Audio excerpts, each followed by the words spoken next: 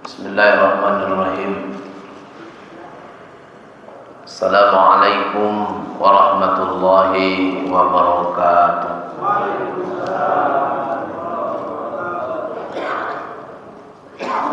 Alhamdulillahi mubarakan fi.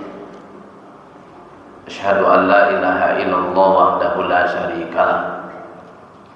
Wa asyhadu anna Muhammadan abduhu wa rasuluhu la nabiyya ba'dah.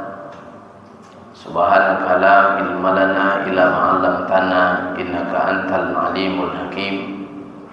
Rabbi shrah li sadri wa yassir li amri wa hlul 'uqdatam min lisani yafqahu qawli. Shadaqallahul azim.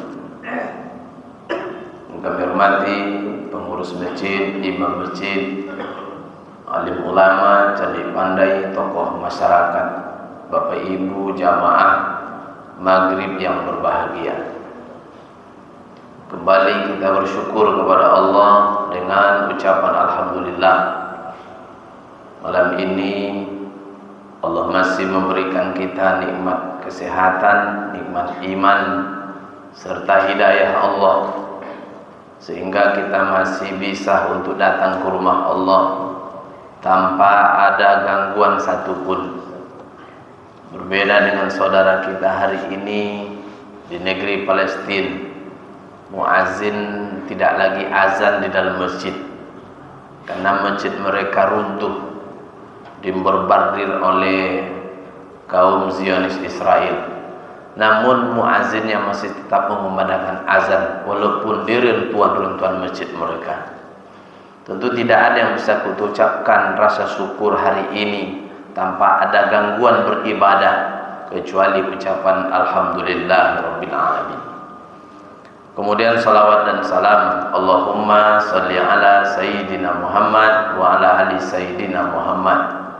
Mudah-mudahan kita diberikan syafaat dan bisa bertemu dengan beliau di surga Allah. Amin ya rabbal alamin. Bapak Ibu yang Allah muliakan, kajian kita malam ini dengan judul doa. Berbicara tentang doa ini, ada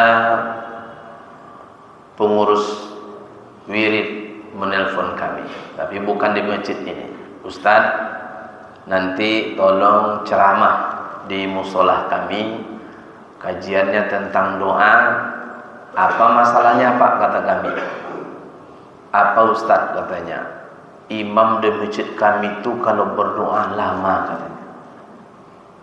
Jadi ternyata sampai-sampai pengurus masjid nelpon, tak tahan menengok imam itu doanya lama. Maka saya tengok imam kita tadi tidak lama doanya.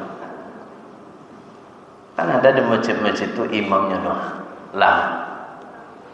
Kemudian pertanyaan doa lagi yang muncul hari-hari ini, apakah doa orang Islam ini tak sampai ke Palestina? Kan banyak yang berdoa. Setiap ada apa untuk cari dana Palestina berdoa. Habis sholat doa Palestina. Allahumma sur akhana muslimina fi Palestin. Amin, kata jemaah. Ya Allah, tolonglah saudara kami di Palestina sana. Diaminkan. Apakah tak sampai doa itu, Ustaz? Maka berbicara tentang doa ini dalam Al-Quran, dalam surah Al-Baqarah ayat 186, Allah berfirman, A'udzubillahi minasyaitonirrajim. Bismillahirrahmanirrahim. Wa iza sa'alaka ibadi anni fa inni qarib ujibu da'watad da'i iza da'an falyastajibu li wal yu'minu bi la'allahum yarshudun. Dalam ayat ini Allah berfirman, wahai Muhammad, apabila hambaku itu bertanya tentangku, anni fa inni qarib, sampaikan kepada mereka aku tuh dekat. Jadi saking dekat Allah, lebih dekat daripada urat nadi kita. Siapa mengatakan Allah itu dekat? Allah sendiri. Fa inni qarib, saya tuh dekat kepada Allah. Ujibu da'watad da'i iza da'an. Ketika kalian bermohon doa kepada aku kabulkan, kata Allah, dengan syarat dua. Yang pertama, falyastajibuli wal yu'minu bi. Yang pertama, kalian taat terhadap perintahku. Yang kedua, kalian beriman denganku. Bapak Ibu, dulu di tahun 80-an kalau ada barang-barang masjid yang hilang, itu jamaah itu sholat hajat. Tapi sholat hajatnya cuma mendoakan bagaimana barang itu dihantar. Di orang dulu semalam cuma sholat hajat sekali saja. Besok diantar cangkul yang dicuri orang diantar ke masjid. Sekarang banyak kotak masjid hilang. Juga di sholat hajat kan. Kata Pak seorang sekdes, sekretaris desa di sebuah desa, Ustaz, genset masjid kami hilang. Jadi ya kami sholat hajat kan. Udah tahu orangnya Ustaz, genset itu dalam rumah dia sekarang. Jadi apa yang terjadi setelah di sholat hajat kan? Itu loh Ustaz, aman-aman saja anak tuh. Juga tak diantar. Apa beda sholat hajat orang dulu dengan orang sekarang? Jadi kalau orang dulu sholat hajat, mereka yang sholat hajat itu orang-orang yang alim, orang-orang yang taat, orang-orang yang soleh. Sekarang yang tukang sholat hajat itu orang-orang yang sering makan uang caleg. Maka tak mau. Yang tukang doa, as-salada, pilkada, dia nomor satu.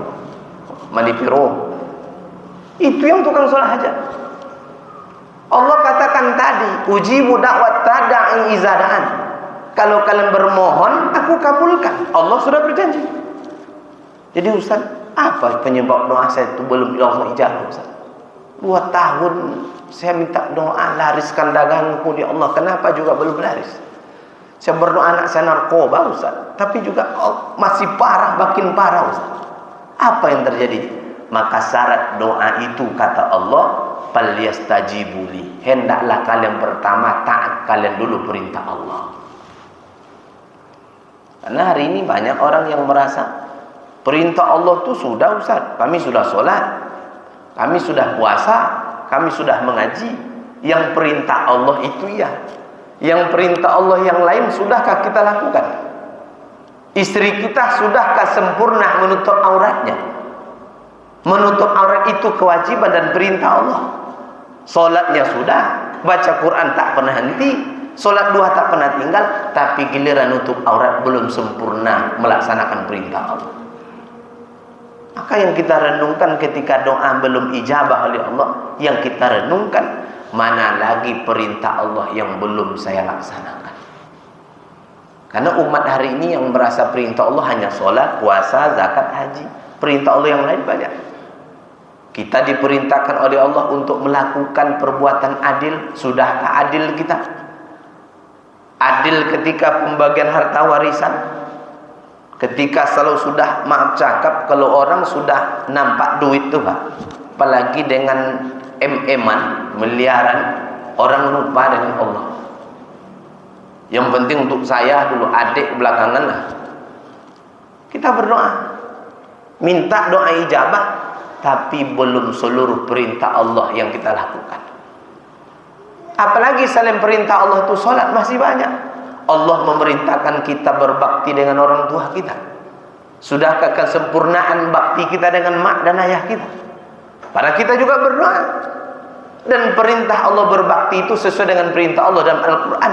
Wa qadha rabbuka alla ta'budu illa iyyahu wa bil walidaini ihsana. Allah perintahkan. Maka perintah Allah itu bukan saja sholat. Bukankah Allah juga menyuruh memilih pemimpin yang beriman dalam memilih pemimpin? Itu perintah Allah. Maka jangan salahkan Allah ketika berdoa. Kenapa Allah tidak ijabahkan doa? Ada perintah Allah yang kalian langgar. Apa perintah Allah yang kalian langgar? Kalian memilih pemimpin yang zalim, pemimpin munafik kalian pilih. Pemimpin-pemimpin maaf cakap, pemimpin yang tidak peduli dengan akal sehatnya. Bahkan memilih pemimpin kadang-kadang pemimpin yang otaknya kotor, dipertontonkan di halayak ramai. Apakah itu yang kita pilih? Itu perintah Allah. maka kita dihadirkan oleh Allah nanti. Dalam surat Yasin, wa in kullun lamma jami'ul ladaina muhdarun, kalian itu dihadirkan. Dulu kalian di dunia, kau siapa yang kau pilih pemimpin, ditanya besok oleh Allah. Maka kalaulah hanya menimbang-nimbang untuk urusan perut, apakah habis selesai urusan itu? Hendak. Besok akan ditanya, akan disual oleh Allah Subhanahu wa taala. Kalau hakim menyual kita di dunia ini, kita masih mungkin bisa beralasan, Pak Hakim, saya itu kena penyakit Parkinson, lupa saya hakim. Kalau hari ini diperiksa, bisa saja kantor itu terbakar. Kantor Bupati Inhu dulu saya tinggal di Rengat terbakar. Mau apa yang diperiksa? Terbakar. Kantor-kantor terbakar. Tapi tak mungkin catatan Allah itu bisa terbakar. Wa naktubu ma qaddama wa atharahu. Allah itu mencatat. Jadi Bapak Ibu yang Allah muliakan, jadi banyak perintah Allah itu. Jangan salahkan Allah ketika berdoa. Bukan Allah tak ijabah. Kenapa Allah belum ijabah? Karena kita belum memenuhi segala perintah Allah. Kemudian yang kedua, apa syarat doa kita diijabah oleh Allah Subhanahu wa taala? Yang kedua kata Allah, wal yu'minu bi. Kalian ketika berdoa itu hendaknya kalian yakin dengan doa kalian. Hari ini banyak orang yang ketika berdoa tak yakin dia. Apa membuat dia tidak yakin? Besok pagi anaknya tes P3K. Semalam satu keluarga sholat tahajud. Maknya tahajud, istrinya tahajud, ayahnya tahajud, anak tahajud. Alhamdulillah setelah tes tak lulus anaknya. Kata ibunya, percuma lah tahajud ni. Sekali tahajud langsung minta ingin lulus. Itu di belakang Hotel Pangeran, Pak, ada seorang perempuan 2 tahun tak pernah putus tahajudnya. Alhamdulillah lulus murni tanpa ada keluarga. Siapa yang diandalkan? Allah Subhanahu wa taala. Ketika keluarga kami bertanya, berapa lama tahajudnya? 2 tahun tak putus-putus. Maka ketika berdoa itu mesti yakin. Yakin kita dengan doa kita. Hari ini banyak orang yang tak mau berdoa. Kenapa tak berdoa? Tak yakin tuh Ustaz. Tuh habis maghrib tadi itu maka saya malas minta doa berangkat umroh atau haji. Malu saya Ustaz. Asal-asalnya tak nampak gambarannya katanya. Ada Allah berfirman atau hadis Nabi, kalau kalian berdoa mintalah kalau nampak gambarnya. Ada? Tak pernah. Kan banyak orang yang tak yakin. Walaupun maaf cakap tukang pungut sampah kita di rumah orang, minta aja umroh, ya Allah panggil saya ke Baitullah ya Allah. Bisa Ustaz, bisa. Kalau Allah sudah berkehendak, Allah mempunyai sejuta cara memberangkatkan kita. Banyak cara Allah. Maka orang-orang yang ingin doanya mustajab itu yakinkan doa kita kepada Allah Subhanahu wa taala. Bapak Ibu yang Allah muliakan. Maka kata ulama prinsip doa itu ada 3. Pertama, ketika manusia berdoa, apa yang diminta itu yang datang, itu kontak. Ya Allah, kata kita, berikanlah saya air putih ya Allah, datang li mineral. Yang diminta itu yang datang. Itu prinsip doa pertama. Prinsip doa yang kedua kata ulama, apa yang diminta tapi bukan itu yang diberi. Ya Allah, berikan saya kopi ya Allah, datang air putih. Padahal minta kopi, kenapa air putih yang diberikan? Sebenarnya doa kita untuk Palestina itu Allah ijabah. Karena prinsip doa itu Allah mengabulkan doa itu sesuai kebutuhan, bukan sesuai keinginan. Kalau kita ingin Palestina itu cepat menang, hancurkan orang-orang Israel, itu keinginan kita. Datang orang Indonesia ke Palestina sana. Kata orang Indonesia, Bapak Ibu, yuk kita ke Indonesia. Kata orang Indonesia, sampai di Indonesia, kami akan berikan kebun sawit agak 5 hektar. Apa jawaban orang Palestina? Yang kami butuhkan bukan sawit, tapi sahid. Kalau bapak-bapak, apa yang dibutuhkan? Sawit atau sahid? Sawit. Kalau orang Palestina yang maunya itu, yang diinginkannya, dibutuhkannya sahid. Kalau kita sawit. Maka doa mereka itu sebenarnya doa kita sampai. Yang dibutuhkan Palestina itu sahid, bukan sawit. Kan sampai doa. Maka anak-anak Palestina itu, anak-anak TK itu ditanya, siapa yang ingin jadi presiden? Tak satu pun yang tunjuk tangan. Siapa yang ingin jadi dokter? Tak ada yang nunjuk tangan. Siapa yang ingin mati syahid? Nunjuk tangan anak TK di sana nunjuk tangan. Bayangkan. Maka sebenarnya doa kita sampai karena yang dibutuhkan oleh orang Palestina itu adalah syahid. Jadi kalau ditanya bapak-bapak malam ini, siapa yang nanti besok pagi akan dibiayai berangkat ke Palestina? Ada?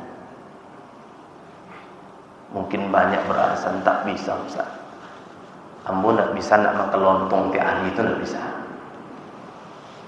Maka ini prinsip doa yang kedua. Apa yang kita mohon kepada Allah, tapi bukan itu yang Allah berikan. Ada bapak ibu berdoa minta kaya. Ya Allah, kayakan saya sekeluarga ya Allah. Agar saya bisa bersatu keluarga besar berangkat umroh bareng-bareng ya Allah. Tapi Allah tak kayakan dia. Tapi selama 5 tahun minta kaya, malam minta kaya, duha minta kaya, Allah tak kayakan. Tapi Allah ganti doa dia minta kaya itu dengan sehat. Selama 5 tahun tak pernah sakit. Orang kena penyakit COVID kemarin dia tak kena. 5 tahun dia minta kaya, 5 tahun pula Allah sehatkan, tapi tak kaya. Karena Allah lebih tahu apa yang dibutuhkan diri kita daripada kita sendiri. Maka jangan pernah kita kecewa dengan doa kita. Kenapa ya Allah juga belum ijabahkan? Allah lebih tahu kebutuhan daripada keinginan kita. Prinsip doa yang ketiga, Allah tidak kabulkan di dunia, tapi Allah nanti ganti di hari kiamat. Maka orang-orang mukmin nanti di hari kiamat bertanya kepada Allah, ya Allah, ini pahala yang mana? Kok banyak betul pahala kami Allah? Apa jawaban Allah? Dulu waktu di dunia kalian banyak berdoa kepada Allah. Maka kalian banyak berdoa tadi, inilah pahala. Maka mulai malam ini, Bapak Ibu, jangan pernah lagi ketika kita mendengar imam agak lama berdoa, jangan pernah tak ikhlas. Ini tempat-tempat yang lain agak panjang doa imam itu, agak lain aminnya jamaah. Nah, coba besok kita baru tahu. Baru kita tahu besok setelah kita mati di masab gitu. Alhamdulillah kata bapak tuh, untuk saya ikhlas mengaminkan doa. Sebab kan banyak juga imam nih ketika berdoa, kata makmum tuh sudah berharap ini doa ini mau hampir selesai. Karena kan tanda doa mau selesai pakai Rabbana atina kan. Rabbana atina fid dunya hasanah wa fil akhirati hasanah wa qina azabannar. Makmum sudah gini. Allahumma inna, ditambah panjang sepanjang itu lagi. Kan ada juga imam sudah baca Rabbana atina tapi belum juga ditutup, ditambah panjang seperti awal tadi. Maka imam kita ini cukup tahu juga. Maka doa tak panjang-panjang. Karena umat ini maaf cakap, nikmat mau banyak, doa mau pendek. Kan gitu prinsip. Tapi giliran ada bantuan dari kelurahan, biarlah 3 jam menunggu. Tak ada yang tak sabar. Dari jam 7 lagi jam 10 baru tak ada yang komplain. Sabar aja orang. Ini imam agak 10 menit banyak cito. Menelpon pengurus. Bilang sama imam Pak pengurus, lama berdoa tuh. Ada juga yang kadang-kadang jamaah itu berdoa, karena lamanya berdoa, ditaruh tangannya dekat tangan kawannya. Lah mulai banget. Kan ada jamaah seperti itu. Jadi besok itulah kita akan merasakan bahwasanya apa kata Umar bin Khattab. Saya kata Umar, yang saya risaukan bukan perkara doa ijabah tak ijabah. Itu saya tak pedulikan. Yang saya risaukan, kata Umar, apabila saya tidak diberi oleh Allah hidayah untuk berdoa. Itu yang saya risaukan. Urusan ijabah, urusan kabul, tidak dikabul, saya tak urus. Yang saya takutkan di saat Allah tidak berikan saya hidayah untuk berdoa, tidak diberikan lagi hati untuk berdoa. Karena maaf cakap, hari ini banyak orang tak perlu doa. Coba tengok dulu, sebelum Pekanbaru ini banyak orang hijrah ke sini, di kampung-kampung. Dalam setahun itu rumah kita di kampung-kampung tuh sampai 8 kali orang berdoa dalam setahun. Mau bertanam padi, doa, undang orang, doa. Dapat padi baru, doa.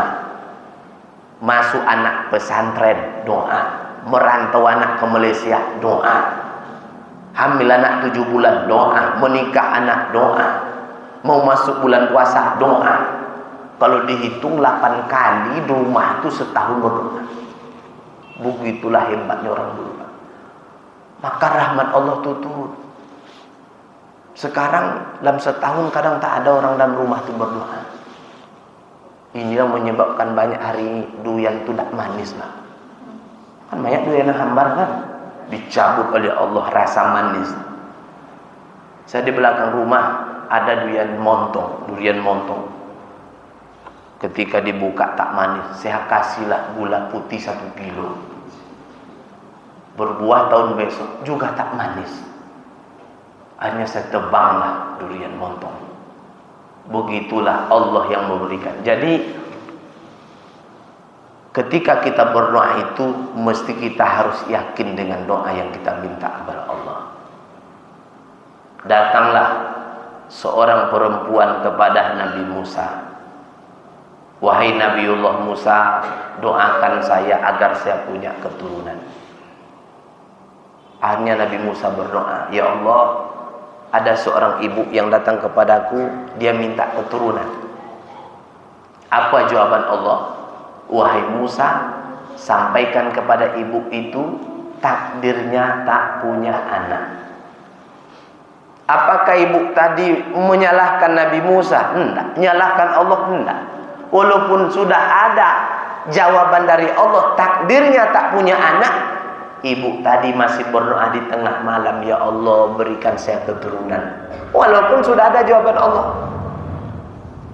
Datang lagi kepada Nabi Musa, ya Nabiullah Musa, doakan saya punya anak. Bu, Allah kan katakan takdir ibu tak punya anak, doakanlah jalan Nabi Musa. Ibu pun berdoa di rumah, ya Allah berikan saya keturunan. Berapa kali datang kepada Nabi Musa berdoa kepada Allah, jawaban Allah sama. Setelah itu tak datang lagi kepada Nabi Musa. Ibu tadi berbulan-bulan tak datang. Sekali jumpa dengan Nabi Musa telah menggendong anak. Bertanya Nabi Musa, anak siapa yang ibu gendong? Anak saya, kata ibu tadi. Akhirnya Allah bertanya kepada Nabi Musa, bertanya kepada Allah, ya Allah, kata engkau kemarin ibu itu takdirnya tak punya anak, sekarang beliau punya anak. Apa jawaban Allah? Wahai Musa, rahmatku mengalahkan takdirku. Rahmatku itu mengalahkan takdirku. Karena ibu ini berdoa, turun rahmat Allah. Rahmat itulah yang merubah takdir Allah. Maka sesuai dengan hadis qudsi, tidak ada yang bisa merubah takdir itu kecuali doa. Cuma satu. Maka kita mesti harus banyak berdoa. Jadi yang merubah takdir itu hanya doa. Maka banyak berdoa. Siang malam berdoa. Jadi jangan pernah berputus asa ketika berdoa kepada Allah Subhanahu wa taala. Seorang tentara penjaga Hajar Aswad. Kalau Bapak Ibu berangkat umroh, dekat Hajar Aswad itu kan ada tentara yang berdiri, yang memegang tali. Ditengoknya di bawah Hajar Aswad itu ada seorang lelaki Aljazair yang sedang menangis. Menangis. Apa tangisnya ketika dia berdoa? Ya Allah, orang Engkau beri anak ya Allah, orang Engkau beri keturunan ya Allah. Saya tidak Engkau berikan ya Allah, berikan saya keturunan ya Allah. Tentara itu nampak wajahnya, dia kenal orang Aljazair. Kapan dia lagi datang ke Masjidil Haram? 15 tahun setelah itu.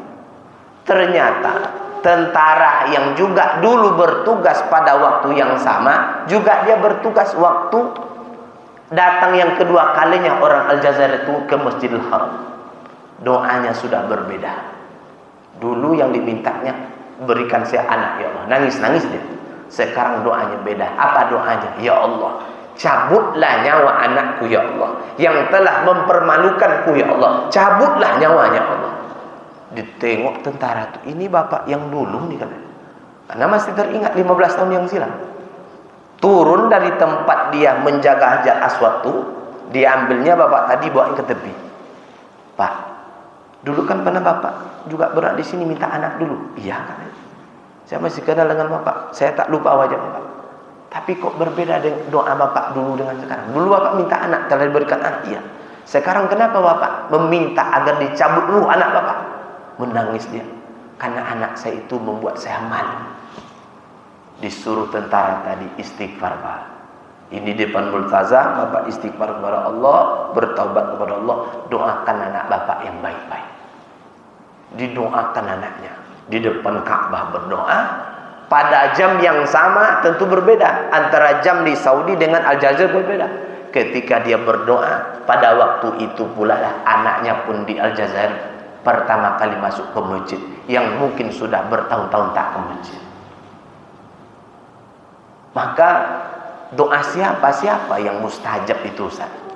Pertama, doa yang mustajab itu doa orang tua untuk anak. Maka bapak ibu yang punya anak, doakan anak kita. Doakan. Walaupun anak kita narkoba, bapak ibu, doakan yang baik-baik. Kalau pulang yang narkoba itu ke rumah, jangan bilang, pulang anak hantu, jangan. Doakan, alhamdulillah, pulang anak mama imam Masjidil Haram, padahal narkoba. Doakan itu. Yang kedua, pulang yang suka apa? Yang judi online itu, main chip itu. Pulang pula yang satu. Alhamdulillah, pulang anak mama hafiz Quran 30 juz. Coba itu doakan anak. Ini enggak. Yang satu hantu dibilang. Yang satu pokok ada yang di kebun binatang itu sebut mana? Jadi walaupun anak kita narkoba, judi online, pinjol, apa namanya, tetap doakan baik. Karena doa orang tua untuk anak itu mustajab. Maka ibu yang punya anak, jangan pernah, walaupun anak kita mungkin pernah menyakiti hati kita, jangan pernah doakan yang buruk. Tetap doakan. Jadi Ustaz, kalau ada anak kami Ustaz, ya disuruh sholat Ustaz, apa doa yang mesti kami baca? Rabbi ja'alni muqimas sholati wa min zurriyati Rabbana wa taqabbal du'a. Itu doa yang dibaca kalau anak kita ingin dia itu mendirikan sholat, doa Nabi Ibrahim alaihissalam. Ustaz, kalau kami, kata bapak-bapak, punya istri yang mulutnya parah Ustaz, bini kami Ustaz, kami siang malam CPT, tapi muncungnya parah di hari-hari ini kami Ustaz. Doanya Pak, apa mau doa itu? Allahumma layyin qalbah, itu doanya itu. Allahumma layyin qalbah, ya Allah lembutkan hati istriku ya Allah. Tidur istri kita yang muncungnya gini-gini doang, tapi pastikan dia tidur dulu. Alah loloknya bego. Allahumma layyin qalbah, dengan tulus ikhlas. Jangan bongi-bongi. Allahumma layyin qalbah. Jangan. Baik-baik aja berdoa. Allahumma layyin qalbah. Pakai hembus-hembus terserah aja. Wah, terserah. Mau dihembus nggak tidak? Itu arti doa itu, lembutkan hati. Ibu-ibu tak mau kalah. Ustaz, kalau suami kami yang pelit Ustaz, sama doanya. Kalau ada ibu-ibu punya suami itu loh Ustaz, suami kami itu kaya Ustaz, sawitnya luas tapi pelit Ustaz. Jadi ibu suami tertidur, tapi ha dengan hu saya bedanya. Kalau untuk suami, Allahumma layyin qalbahu. Nah, kalau perempuan ha, kalau laki-laki hu. Ya Allah lembutkan hati suami. Udah hafal doa itu? Udah. Kan mudah hafal. Jadi nanti kalau belum hafal nanti dicatat, nanti dibagi-bagikan. Jadi kenapa Ustaz? Karena kata Nabi, ad-du'a sirahul mu'min. Doa itu senjata mukmin yang paling ampuh itu doa. Waktu saya pulang dari ceramah dari Bangkinang, kebetulan ada lubang yang saya elakkan. Lubang saya elakkan karena lubang agak besar. Kebetulan ketika melakkan lubang, tentu orang pakai Honda itu juga harus tergeser. Dia tersinggung. Ketika dia tersinggung, dia langsung ambil batu, Pak. Saya masih membawa mobil, dia ambil batu besar. Saya bawa istri anak-anak saya dari pondok pesantren, dari dakwah dan pondok pesantren. Dia sudah megang batu. Dia sudah pegang batu untuk melempar mobil saya. Teringat saya doa Nabi Yunus. Apa saya baca doa? Ini belum lama. Di bulan ini juga saya baca doa, la ilaha illa anta subhanaka inni kuntu minaz zalimin. Ketika dia mau melempar, Pak, dibuangnya, entah karena menengok anak, walau alam bisawab. Jadi kalau ada bapak-bapak mungkin berangkat jauh, entah mungkin ada kendala di jalan, entah ada orang yang akan menzalimi kita, doa. Itu baru bulan ini. Jadi ya Allah, alhamdulillah. Kalau dilemparnya, Pak, besar batunya, mungkin hancur, mungkin kaca mobilnya. Begitulah kekuatan doa. Jadi kita mesti harus yakin dengan doa. Kemudian yang kedua, doa siapa yang mustajab? Pertama, doa orang tua untuk anak. Yang kedua, doa istri untuk suami. Maka ibu-ibu itu mustajab doanya. Maka bapak-bapak jangan banyak tingkah. Karena mustajab doanya. Maka ibu-ibu kalau suami ibu bekerja, berdagang, ibu tolong dengan doa. Ya Allah, suamiku berangkat berdagang. Ya Allah, kalau rezekinya jauh, dekatkan ya Allah. Ya Allah, kalaulah sedikit banyakkan ya Allah. Jika sulit, mudahkan ya Allah. Jika di langit kau turunkan, jika di bumi engkau keluarkan ya Allah. Jika dia sudah dapat duit ya Allah, suruh dia cepat pulang, jangan disinggah pula di kedai janda ya Allah. Ada juga suami ini dapat duit, singgah pula ngopi kedai janda, habis pula 200. Nah, ibu doakan itu. Itu mustajab tuh doa istri. Maka bapak tidak boleh banyak-banyak tingkah di rumah, mustajab doa. Nah, maka istri itu kadang-kadang, bang gimana situ bang katanya, saya doakan nanti. Maka hati-hati bapak. Maka doa istri untuk suami mustajab. Doa siapa lagi yang mustajab? Doa orang musafir. Jadi kalau ada keluarga kita dari Sumber datang ke Pekanbaru, dia itu musafir. Karena perjalanannya melewati 86 kilo. Dari Rengat ke Pekanbaru musafir. Maka sampai di rumah kita, kasih mereka makan, kasih mereka minum semampu kita. Setelah itu minta doa kepada mereka, karena mereka itu musafir. Pak, Bu, doakan kami. Doakan. Dia berdoa. Doa musafir itu mustajab. Maka jangan sesekali ketika musafir mengalami masalah di jalan, jangan sesekali mengganggu mereka. Doa mereka mustajab. Kan banyak juga kadang-kadang ada mobil dulu dari Sumatera Barat itu ke Pekanbaru membawa buah salak. Satu mobil besar itu buah salak jatuh di Kampar. Habis salak tuh oleh orang tuh. Jangankan nolong orang, salak itu diambilnya. Dulu jatuh pula mobil muat telur ayam tuh. Bukan nolong orang, ambilnya telur tuh. Maka kalau ada anak-anak kita nanti sampaikan, nak, kalau ada musafir yang mengalami, jangan sesekali ngambil hartanya. Doa mereka itu mustajab. Kemudian doa siapa lagi yang mustajab? Doa orang sakit. Doa orang sakit itu mustajab. Jadi ketika orang sakit, kita jenguk, doa, minta doa kepada doa itu mustajab.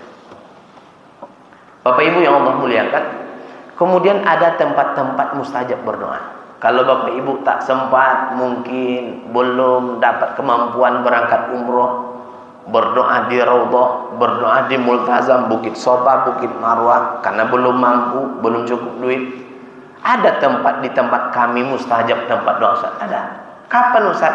Pada hari Jumat habis asar menjelang maghrib. Maka usahakan Bapak Ibu khusus hari Jumat agak cepat datang Masjid Ar-Rahim. 5:30 itu sudah duduk Bapak Ibu mengangkat tangan. Itulah bedanya kita tengok di Mekah Madinah dengan di Indonesia. Kalau orang Mekah Madinah itu khusus hari Jumat habis asar mereka begini Subhanallah, menjelang terbenam matahari pada sore Jumat. Itu batasnya makbulnya berdoa. Maka kalau ada doa Bapak Ibu belum saja ingin doakan anak, ingat-ingat tempat waktunya. Kemudian kapan lagi doa yang mustajab waktunya? Ketika terjadi hujan lebat. Hujan lebat, doa. Kadang-kadang kita waktu hujan bukan doa yang teringat, bakso beranak teringat. Aku lomak makan bakso kok kata lakinya. Nah coba nanti waktu hujan tuh doa dulu. Nak cari bakso silakan setelah berdoa. Kemudian kapan lagi? Sepertiga malam. Maka kalau ada Bapak Ibu tidak pakai alarm, tidak pakai handphone, terbangun jam 3, itu tanda Allah sayang dengan kita.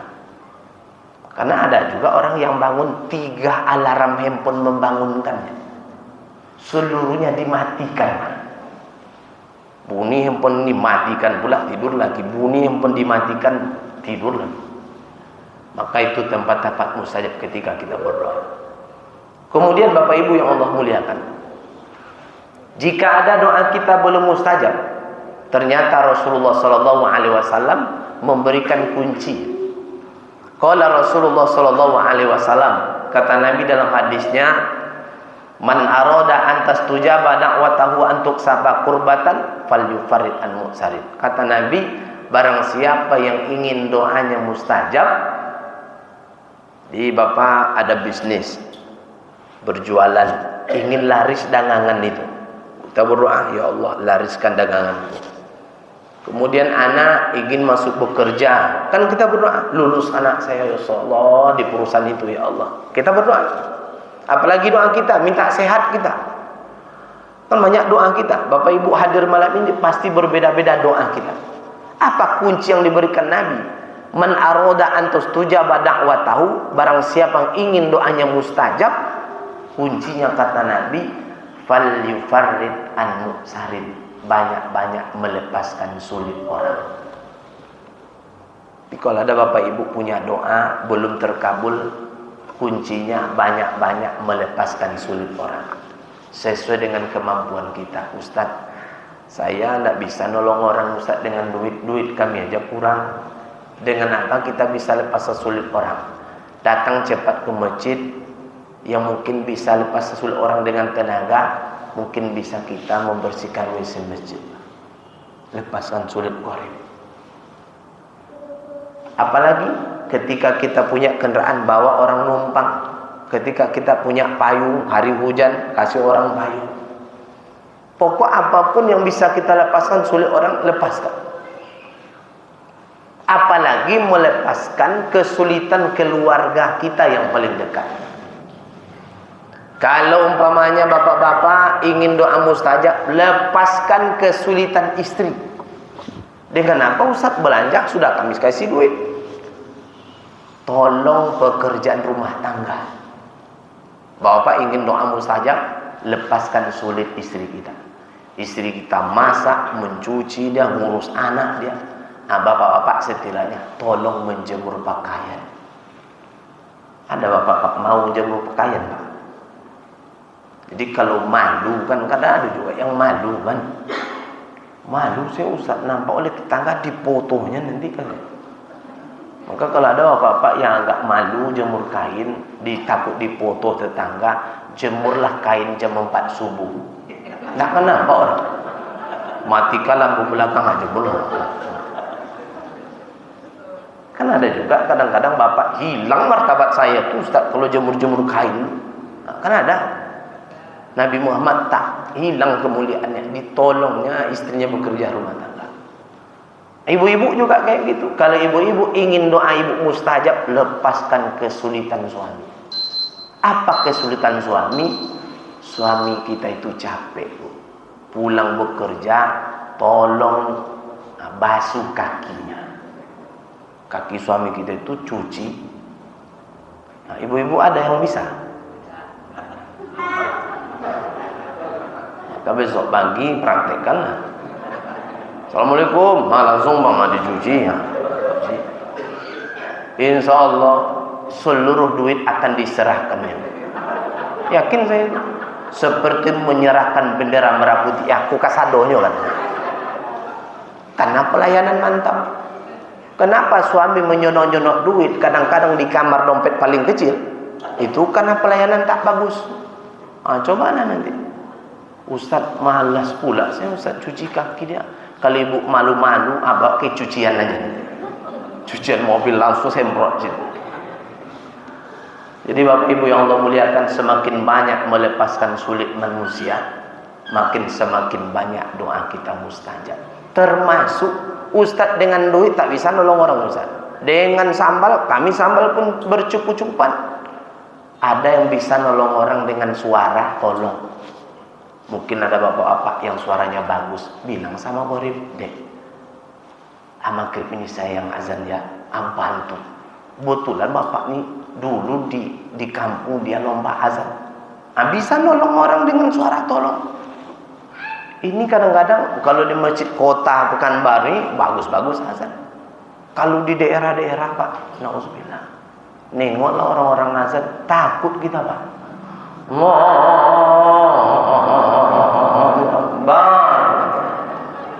Hilang semangat orang ke masjid.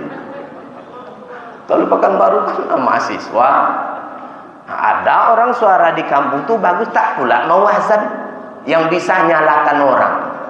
Banyak juga orang kayak gitu, nyalakan orang bisa, disuruh ya tak bisa. Jadi Bapak Ibu yang Allah muliakan, mulai malam ini berfikirlah setiap bangun pagi, siapa lagi akan saya lepaskan sulitnya, orang mana lagi. Ada yang tukang cari sampah, bantu. Ada yang cari-cari botol aqua, bantu. Itu lebih pantas kita bantu daripada orang yang meminta-minta. Orang yang meminta belum tentu butuh Pak. Maaf cakap, saya pernah menemukan orang buta punya rumah petak 5 di Subang Tinggal. Buta, duitnya banyak. Orang cari nafkah itu cari-cari botol, tidak minta-minta, itu yang kita tolong.